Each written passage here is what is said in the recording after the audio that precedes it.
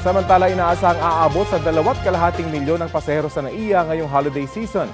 Update tayo sa ulat on the spot ni Ian Cruz. Ian? Yes, Rafi, dito nga sa arrival area ng NAIA Terminal 3 talagang napakasaya ng paligid dahil ang napapansin natin dito, Rafi, ay magpapamilya, magbabarkada, yung mga naghihintay para nga masalubong yung kanilang mga mahal sa buhay na paparating mula sa iba't ibang mga destinasyon. Yung mga iba ay manggagaling sa Middle East, yung iba manggagaling sa Europa at yung iba naman ay sa kalapit lamang natin na mga bansa dito sa Asia.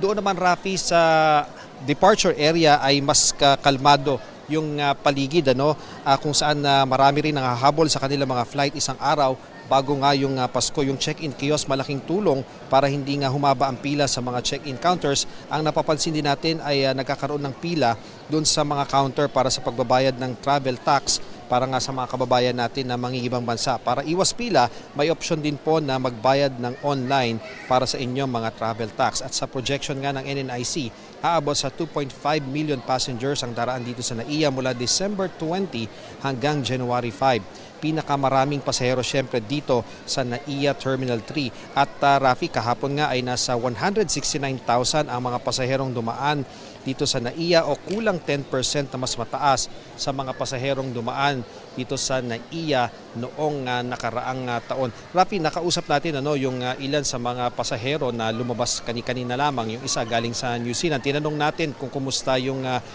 pila doon sa immigration papasok nga ng ating bansa. Ang sabi nila, mabilis daw doon sa immigration counters, pero ang nagiging imbudo pa rin doon daw sa bandang baggage claim area dahil ang sabi sa atin ng ating kababayan ay umaabot ng mga 30 minutes bago nila nakuha yung kanilang bagahe at makalabas dito sa arrival hall ng NAIA Terminal 3. Pero Rafi, parang para sa kanila maiksing panahon lamang yon dahil ang mahalaga naman ay makakasama na nila ngayon ang kanilang mga mahal sa buhay, pauwi na doon sa kanilang mga tahanan para nga dito magdiwang ng Pasko sa Pilipinas. Rafi?